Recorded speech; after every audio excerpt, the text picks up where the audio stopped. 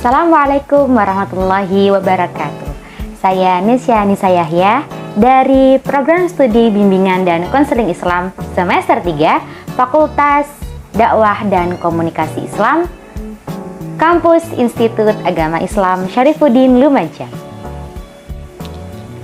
Dalam video kali ini saya akan membacakan dan menjelaskan jawaban dari UAS mata kuliah Logika.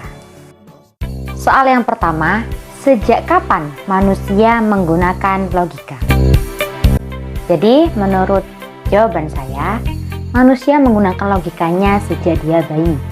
Sejak dia memilih, dia mau digendong dengan siapa. Nah, dari situ manusia sudah menggunakan logikanya, walaupun logika yang digunakan termasuk logika yang sederhana. Contohnya ketika bayi, dia mau digendong oleh ibunya, tapi dia tidak mau digendong oleh tetangga atau kerabatnya. Di situ bayi juga menggunakan logika, tapi logika yang sederhana. Begitupun ketika manusia berusia balita, dia juga menggunakan logikanya. Ketika balita diberikan dua mainan, yang satu mainannya berwarna hitam, yang satu mainannya berwarna warna-warni, warna pink, biru, warna-warni.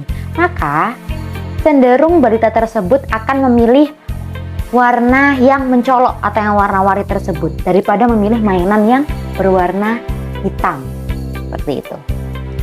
Namun manusia mulai matang logikanya, mulai berpikir secara logika, idealnya berusia 7 tahun.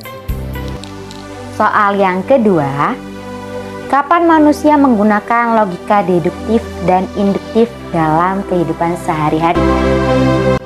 Logika deduktif sendiri berarti penalaran yang menarik kesimpulan dari hal-hal yang bersifat umum menuju hal-hal yang bersifat khusus. Contoh penalaran deduktif dalam kehidupan sehari-hari.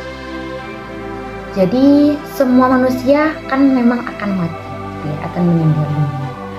Tapi biasanya orang-orang menyimpulkan, menalar bahwa orang yang tua itu akan meninggal duluan gitu. Jadi contohnya seperti pasti kakek itu akan meninggal, padahal semua manusia juga pasti akan meninggal. Seperti itu contoh dari penalaran deduktif dalam kehidupan sehari-hari. Selanjutnya adalah logika induktif. Logika induktif sendiri berarti sebuah penalaran yang menarik kesimpulan dari hal-hal yang bersifat khusus menuju hal-hal yang bersifat umum. Yang saya temui dalam kehidupan sehari-hari ketika orang-orang melihat berita tentang banjir di Jakarta. Mereka menyimpulkan bahwa yang tertimpa musibah banjir itu Jakartanya. Padahal seharusnya yang tertimpa banjir itu daerah-daerah tertentu di Jakarta.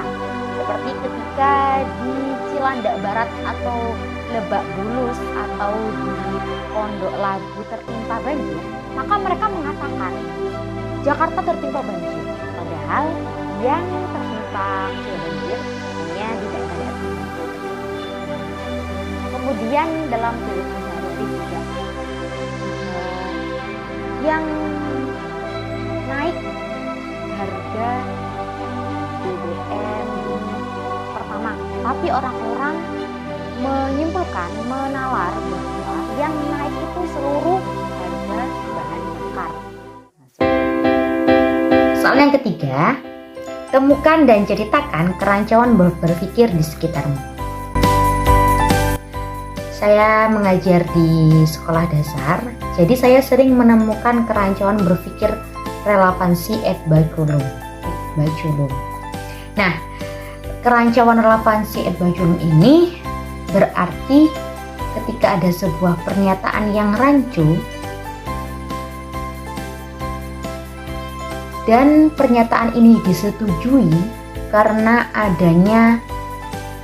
didorong dengan rasa takut. Contohnya ketika anak-anak melaksanakan piket. Nah, jadi biasanya anak-anak itu bilang ke teman-temannya, ayo piket gitu. Kalau nggak piket nanti ustazahnya marah gitu. Padahal mungkin sebagai ustazah mungkin tidak marah, cuman hanya menasihati atau ya sudah saling membersihkan bersama-sama. Tapi anak-anak selalu berpikir, mereka selalu menyetujui bahwa ketika dia tidak piket, maka ustazahnya akan marah seperti itu. Baik, soal yang terakhir, jelaskan secara logika kalian cocok di program studi bimbingan dan coaching Islam.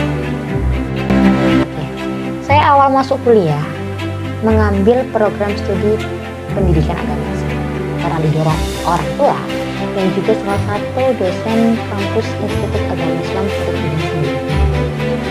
Setelah saya 1 tahun kuliah, saya ingin sekali pindah program studi bimbingan dan coaching Islam karena saya merasakan teman-teman saya sering curhat ke saya dan saya itu suka mendengarkannya.